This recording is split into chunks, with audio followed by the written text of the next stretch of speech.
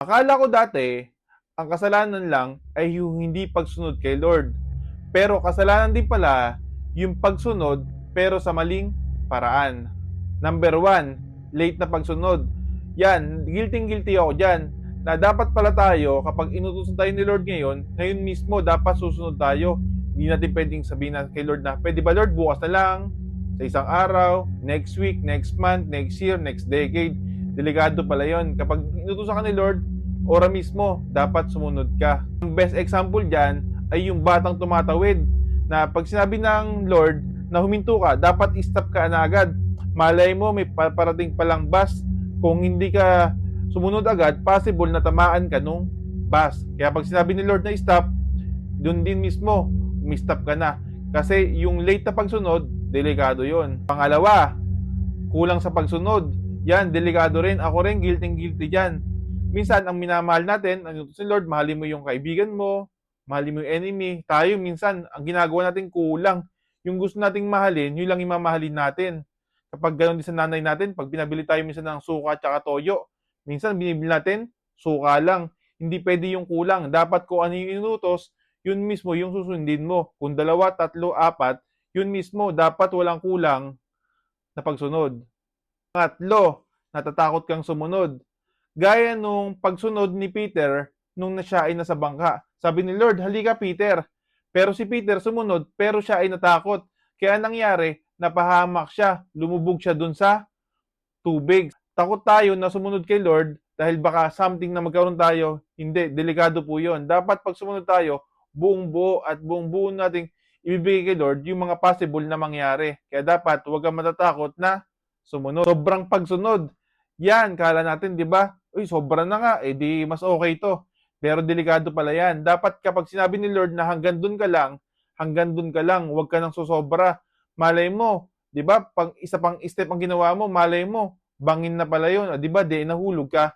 Kaya ibig sabihin, pag sinabi ni Lord na hanggang dito lang, hanggang dun lang yung susundin mo. Huwag kang sobra-sobra. At pang last, huwag kang pipili ng gusto mo lang sundin. Kung ano yung inutos ni Lord, dapat yun lahat susundin mo.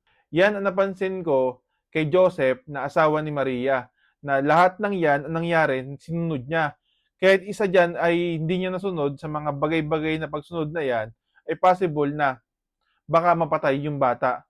Kaya kung babasahin nyo yung Matthew 2, dyan marirealize nyo yung tamang pagsunod ni Joseph nung sa panaginip. Amen? Bago mag-scroll, panoorin mo muna to. Akala ko, the more na mabuti kang tao, the more ang chance na mapupunta ka sa langit. Pero contradict yon sa sinasabi ng Bible. Sinasabi ng Bible sa Romans 3:23 na for all have sinned and fall short sa glory ni God. Tayo bumagsak na. Ni isa man, kahit yung pinakamataas na leaders nyo, yung pinakamabuti mong kaibigan, lahat tayo, we are all fall short sa glory ni God. Ang heaven is a perfect heaven.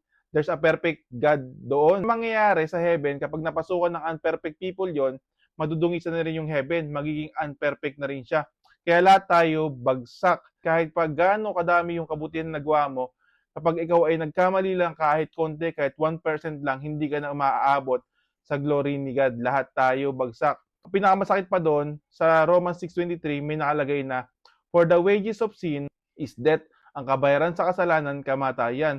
Lahat na nagkasala, possible na maging kabayaran yan, eternal punishment. Pero dahil sa pag-ibig ng Lord, imbis na tayo yung magdudusa sa hell, ang ginawa niya, siya yung nagbayad nun. Ibig sabihin, tinubos niya tayo, parang piyansa yung ginawa niya sa cross. May katuloy yun, for the wages of sin is death. But the gift of God is eternal life in Christ Jesus. Blood niya, yung gift niya sa atin, yun yung ginawa niya sa cross. Ibig sabihin, tayo, ang kabayaran dapat ng kasalanan, kamatayan. Pero pinalitan niya yon. Ang ginawa niya, imbis na tayo magbabayad, siya yung nagbayad. Siya yung nagbayad ng buhay niya sa cross.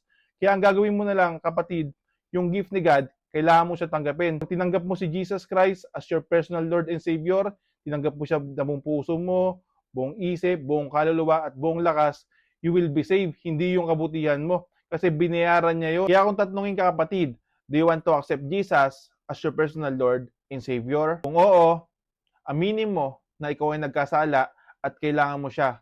Humingi ka ng kapatawaran at magpasalamat ka sa ginawa niya sa cross. Maniwala ka and you will be saved. Amen?